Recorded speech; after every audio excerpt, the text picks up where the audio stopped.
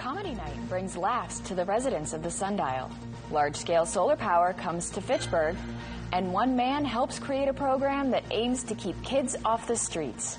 I'm Stephanie Allison. All this and lots more coming up next on Our City News. And now, the latest news, sports, and weather with Stephanie Allison and the entire Our City News team. Welcome to Our City News. I'm Stephanie Allison. In the news, the United Way gears up for a day of volunteering for summer projects around the city. Kelly Johnson stopped by the United Way headquarters on John Fitch Highway to find out more about the Day of Caring. I'm Kelly Johnson with Our City News, here today at the United Way of North Central Massachusetts, located here in Fitchburg. I am with my good friend, Fran Longton, the Volunteer Center Manager, who today is going to talk a little bit about the United Way Day of Caring, which happens every year. This year, we're looking forward to it on Friday, September 15th. Fran, what can the community look forward to, and tell us a little bit about the successes that have come from the United Way. Sure. Thank you so much for having me on FATV this morning. I'm very happy to be here and happy to be with you as always. So the Day of Caring, this is the 22nd annual Day of Caring, and it's a really amazing community project.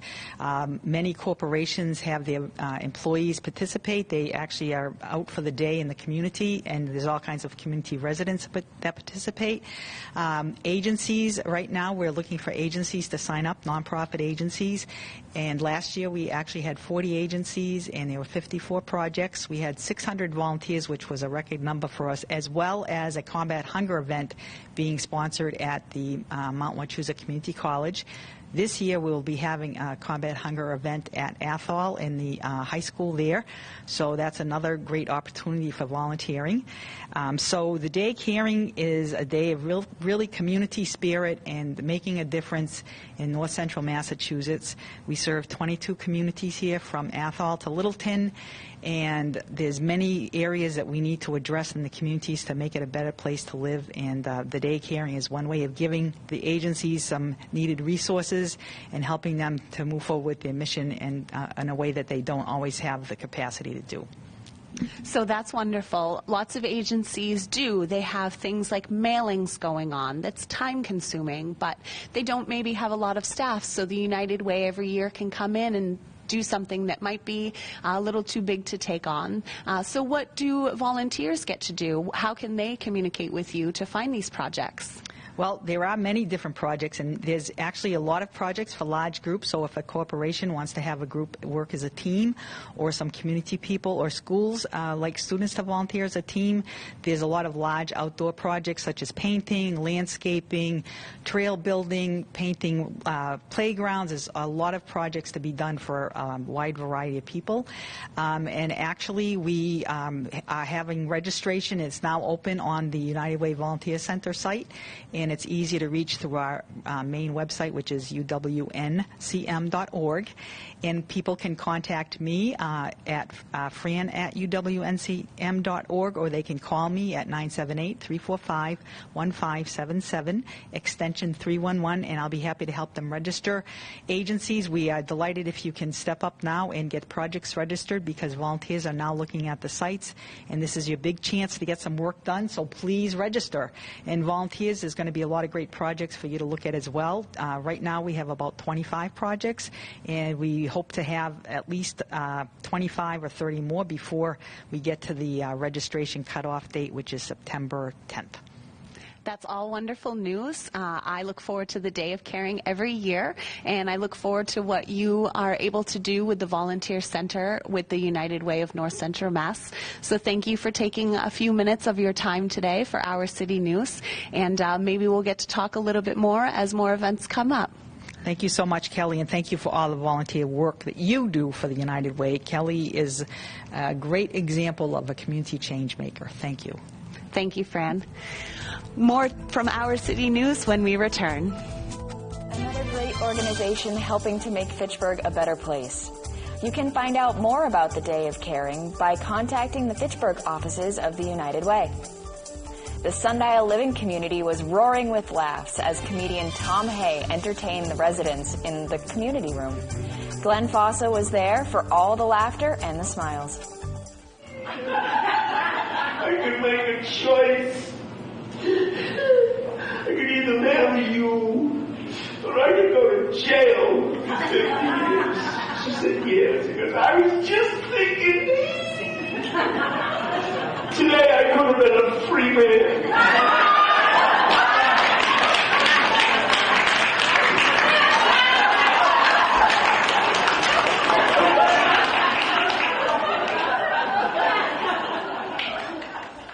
And Stephanie, of course, Our City News travels over to the Sundial. One of our biggest demographics, of course, in the city are the folks that are aged. They're a little bit older, and they're the folks that really stay engaged with Fitchburg. With me, Nancy Maynard, of course, former board member of Fitchburg Access Television, College Neighborhood Association. We go back a long, long way. Tom Hayes, CEO Productions. He's giving a little bit of us entertainment for the folks here at Sundial. Correct, he is. And you know, we always try to find humor in what we do, and I'm amazed at the people here. Many of them in their 90s, and they're on the go day and night. And as soon as you say, we're going to have something to bring some laughter, as you see, the room was full, and everybody comes, and they're so grateful to have some entertainment.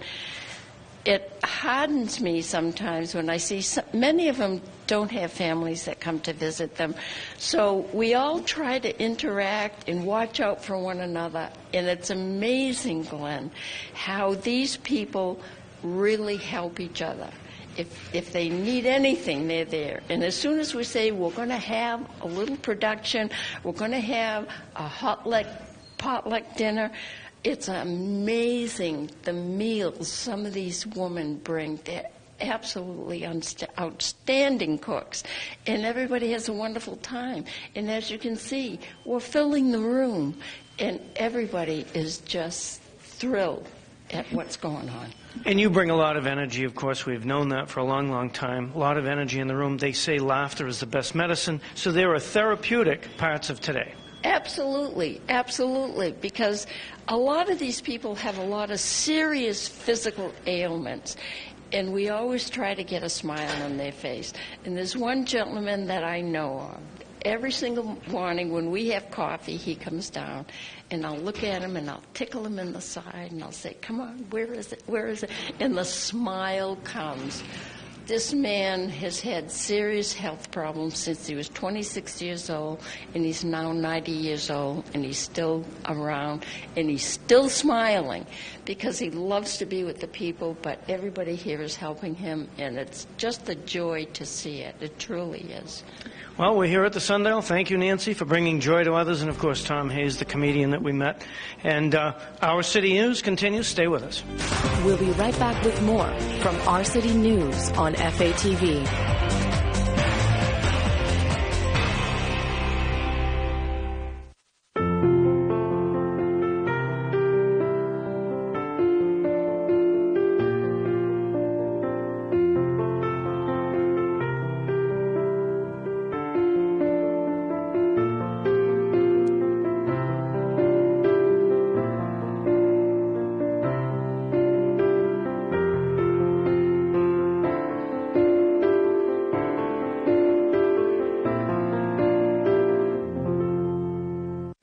With kids out of school for the summer, activities are in full swing.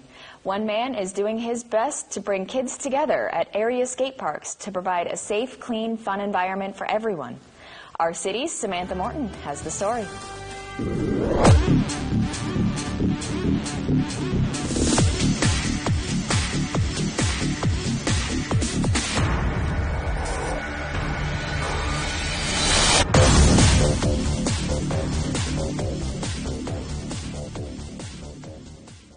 It's summertime, it's hot, there's kids out and about everywhere, but who's really keeping track of them and watching them? I'm here with Eddie Vargas, the creator of Keep Kids Off the Street. So, Eddie, how did you start this organization? My sons and my daughter started coming here 3 years ago. They came to skate camp and they learned how to skate. Eventually they became very good at it, and they made lots of friends right here at the skate park. So how long have you been doing it? Well, I've been traveling with kids for just over 2 years. What we do is we go to various skate parks throughout New England, and we do this throughout the entire year, including the winter time. So how many kids travel with you? I usually have around between 8 and 10. The group could be a lot larger, but we are in need of a minibus, and we're still waiting for someone to see if someone will sponsor us. Is it all ages for kids, or? Mainly, I would say between 8 and 16. Nice. Do you have rules for them on the road? I do have rules. The number one rule that I have is safety, wearing helmets. Sometimes they'll still ask me if they have to wear it, and I tell them you don't really have a choice. It's a priority. The other rules that I have, it's no horseplaying, no swearing, and I also talk about staying in school and staying away from drugs. What's your inspiration for starting this? When I was home, every week I saw a story on the opioid crisis affecting this region. And I thought that it would be good to start focusing on positive things. So I started documenting through photography the positive side of skateboarding and how this activity is keeping kids off the streets.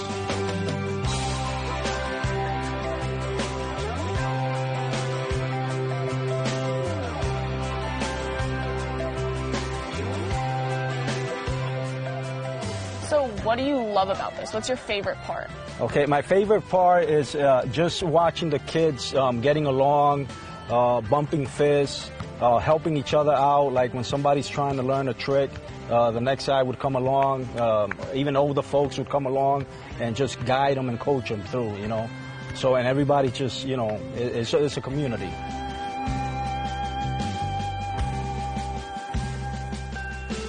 So I hear there's going to be a new skate park in Gardner? Yes, there is. It's going to be finished in about 2 weeks. How excited are you for that? I'm very excited, and so are these kids here. That's great. Yeah. So how can people get involved, contact you? We're on Instagram and Facebook, and the page is Keep Kids Off the Streets. And we also have a website, keepkidsoffthestreets.weebly.com. So can you tell me a little bit about the fundraiser? Yes, we're having a fundraiser as we're trying to bring an indoor skate park to this area that I strongly believe will benefit many people, not just skaters, but also bikers, scooters, and inline skaters.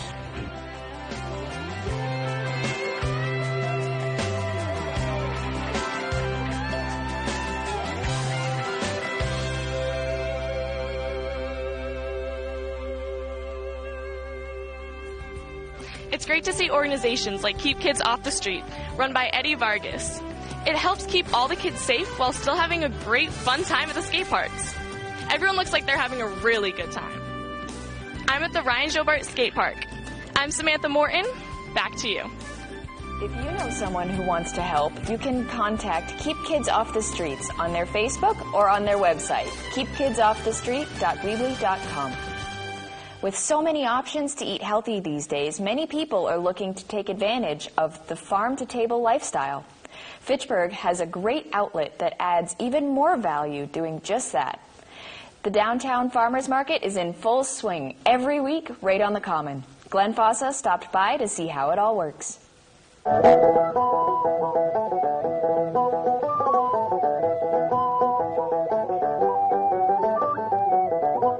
And Growing Places is something that's synonymous with Farmers Market as well. And with me, Erica Wood. Erica, great to see you again. We know we saw you over at the Gardens. Tell us about the season so far. Sure. So the season's going great. We have dozens of families gardening with us. We're helping to manage this Fitchburg Farmers Market. We have lots of our gardeners coming out here to get some extra produce and lots of first-time shoppers coming to the market this season. So it's going really well. Folks are a lot more attracted to organic and, of course, natural. There's a lot more awareness of chemical substances in food. So that's got to be a big boost.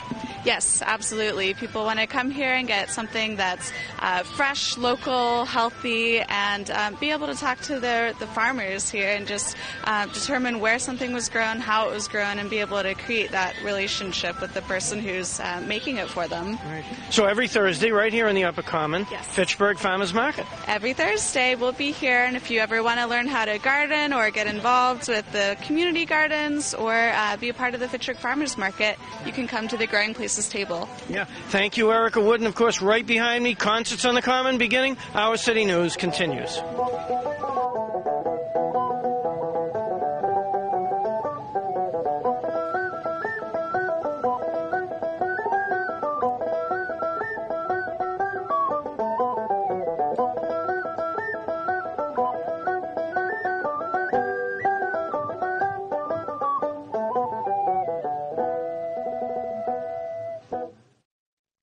It's not just about food in the Upper Common with the farmers market. There are some really craft ideas and craft soaps and things. Donna McGrath from the Sweet Pumpkin Farm in Hubbardston. Great to see you. And how have things been?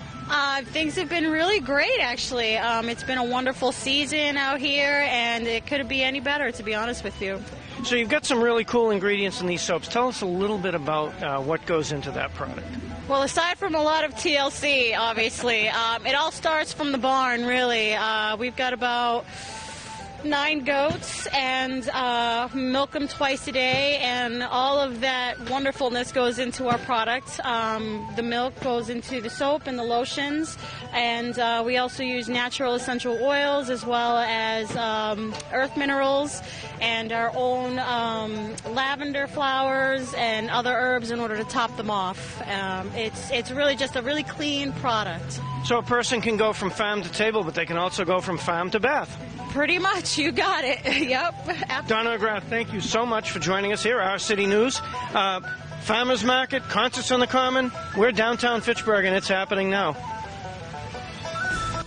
I love the fact we can buy farm fresh foods and homemade crafts right downtown every week. Solar energy is getting more popular every year, from home installations to massive solar farms. Fitchburg is right in the mix as many try to find ways to save money while using clean, safe energy options. Converting a vacant lot is one of the ways to bring new life to unused property. Michael Hartwell talked to the officials about something new coming right here in our city. Michael Hartwell with Our City News. I'm here talking to Unitil spokesman Alec O'Mara about the future solar plant here in Fitchburg. Alec, nice to see you. Good to see you too, Mike. All right, it is a very sunny today. That's why we still have our sunglasses on. Yeah. Tell us about what's going to go on here. Absolutely. Well, we are just getting underway with construction on what will be a 1.3 megawatt solar facility. It will be a generation facility, which means it will be serving all customers in the area. We got approval to do this project from the DPU early last year. We're going to be beginning construction formally right around the end of July, early August, and we expect to have the whole thing operational and online well before the end of the year. All right. Tell us what this site used to contain. Sure. Well, this site, it's been vacant for a while, but actually, I'd say 30, 40 years ago, what was on this site originally was a fossil fuel power plant. It would burn oil, it would burn coal, natural gas, and it was generating electric energy for the area. Now, that plant was decommissioned, I believe it was in the late 80s, early 90s, and the site has remained vacant since. When you have a power plant on a site, it becomes what's called a brownfield site, and there's really a limited number of options that you can redevelop on that site. However, this opportunity came up. We've been looking for a way to bring this site sort of back onto the tax rolls for the city, and this seems like a perfect use for this particular site. Once upon a time, it was a power plant. Now it's going to be a new, modern kind of power plant. All right, so I see we've got some workers out here today. Are they clearing the land? What are they doing? Yep, these workers out here today, they are doing the basic mowing. They're clearing brush, that sort of stuff from the site so we can have it ready for construction. It's basic site prep. We'll have some other folks out, surveyors. They'll make sure that everything's where it needs to be. And within the next couple weeks, we're going to start putting poles in the ground. All right. Any estimate on how long the project is going to take to construct? I believe it's going to be about 2 months, give or take. One of the things that always you worry about when you do a project like this is the weather. So if you have a little bit of weather in the fall, that can delay things. You have something happen early in the fall. We talk about weather a lot. So we worry about that. We want to make sure it comes in, but the contractors say it's going to be about a 2-month job. All right, so once the solar farm is operational, what's that going to mean to Fitchburg customers? Well, what that then becomes is it becomes part of the renewable energy portfolio that we have that we will be providing our customers. So every utility in the state of Massachusetts, they are expected to have a robust portfolio of a diverse kind of fuels to bring the energy in. This will become part of the renewable part of that portfolio, so it will be providing energy to the customers. The overall net effect is expected to be a long-term savings for customers as the project gets built. This will lower the amount of renewable energy we'll have to buy externally. Any renewable energy credits that we end up with because of this facility, those then get put back into the system. That becomes a benefit to the customers. Overall, though, the real benefit to the customers is this property then goes back on property tax rolls. It becomes a active part of the community. It's something that is giving back as opposed to a vacant lot, and vacant lots can be an attractive nuisance. All right, Alec O'Mara from Unitil, thank you very much. Thanks for having me. This is Michael Hartwell, Our City News. You're watching Our City News on FATV.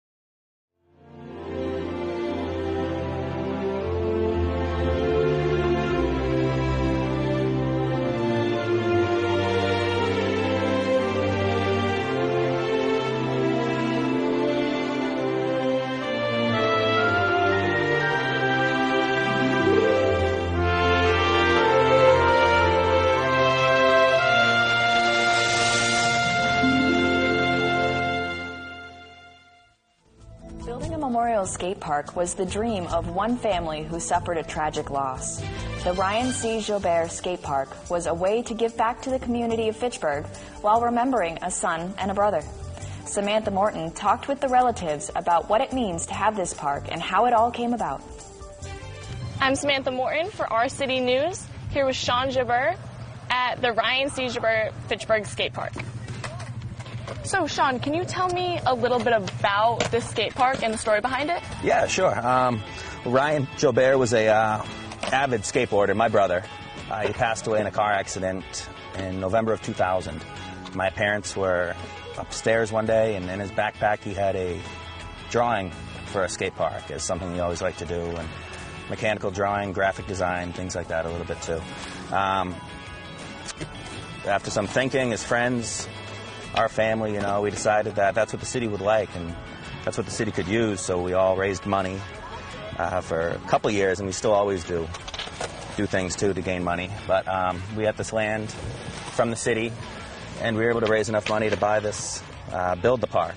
So for a long time it was the largest public free park in New England, and we're pretty proud of it. So a lot of other skate parks are up and coming, modeled themselves after this, and it's giving kids a great place to go. Yeah, what do you love most about this park? The bowl, actually, as far as like a feature or a design. It's a really fun, really nice, fast clover bowl. But also its location. It's, in Fitchburg. A lot of kids take a lot of ownership. It's their park. They clean it up. They take care of it. They foster each other, help each other, things like that. For the area at the time, I never knew how it was going to be. But, for the most part, it really doesn't get trashed too often, doesn't get vandalized. People take a lot of ownership in it in the community. So, do you see anything certain coming in the future for it?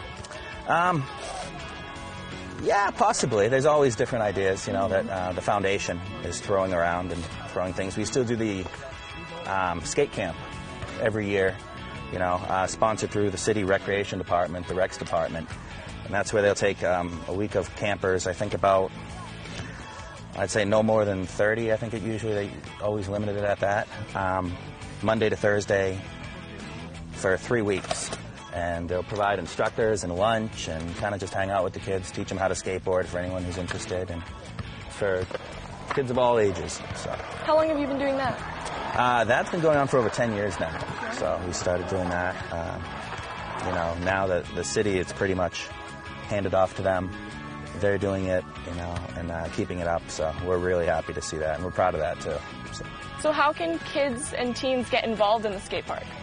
They can contact the recreation department. That's one way right now. Talk to the rec director. The Ryan C. Jobert Memorial Skate Park. There's a Facebook page. There's a website. Definitely, feel free to leave comments, join, things you guys would like to see. Eddie Vargas, who I think you'll be speaking to very soon, is also, he's very active in the Fitchburg social media scene, and Gardner as well that he's working in. So we do have days where we'll come down and clean up the park and, maybe get pizza for the kids and stuff. But, yeah, there's always events and stuff like that going on, so. Well, thank you for speaking to us. Yeah, thank you, I'm guys. Samantha Morton for Our City News.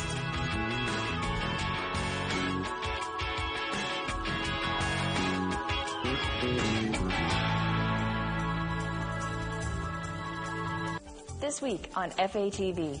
Wednesday at 7 p.m., discussing Fitchburg Now with Mixology. Thursday at 7:30 p.m., Stratton Players preview of the 2018 productions. Sunday at 11 a.m., Flap TV. And Saturday at 10 p.m., it's the Saturday Fright Special. From performing local shows to sailing the seas, one BMX bike rider is living his dream. In our final story, Samantha Morton talks to one young man who is following in his father's footsteps, all while riding his bike. But this is no ordinary rider, as she found out. We're back at the skate park, and I'm here with Manny Noguera. So, what are you doing here today? I'm riding out here riding my bike, getting a little ride in before I go back on tour. Yeah. Can you tell me a little bit about tour? Yeah, I tour for rural Caribbean, all around the world. I've been to Europe, Caribbean, Canada, New England, all over America. So tell me exactly what you do with your bike. Yeah, I'm a performer when I perform. Do a little trick riding. I do mainly flatland, what we call it, the technical term flatland. I do a little park riding too, but I'm mainly, the flatland. And then I do competing. I compete all around North America, competing in pro. I've been doing that for about a year and a half now. And then, ride and meet up with everyone, have a good time. So what got you into this? My dad had got me into riding. My dad rode back in the day, and then I came along and kind of had to give it up. And then when I became old enough to ride, he got me a bike and, taught me a trick, and then it took off from there. But, yeah. So what do you see in your future for this? You're going to do it for a long time? I plan on doing it, till I can't ride anymore. There are people now competing and performing, and they're over 50 and up, I'm 22, and I think I have a long career, if I maintain my ability and keep healthy, Yeah. I think it can go pretty good. So when do you leave for tour, and how long does it last? I leave in under a month now, and I'm going out for half a year. I did an 8-month contract, a 4-month, and a 2-month, and now I'm going out for half a year. But what's your favorite part about that? My favorite part would be traveling. I love traveling, meeting new people. I've been over to Europe. I loved Europe, completely different world than over in America. So where are you from originally? I'm from here, but I live in Templeton now, right up the road, not too far. How often do you come to this skate park? I come down here every day to ride. I'll do like a 4 to 5 hour day every day when I'm at home anyway, riding.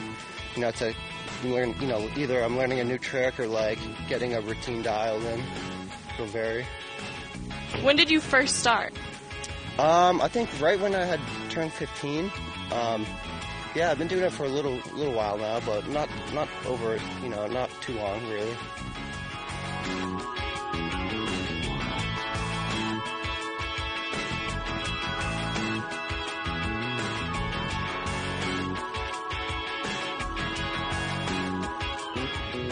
From the skate park, I'm Samantha Morton for Our City News.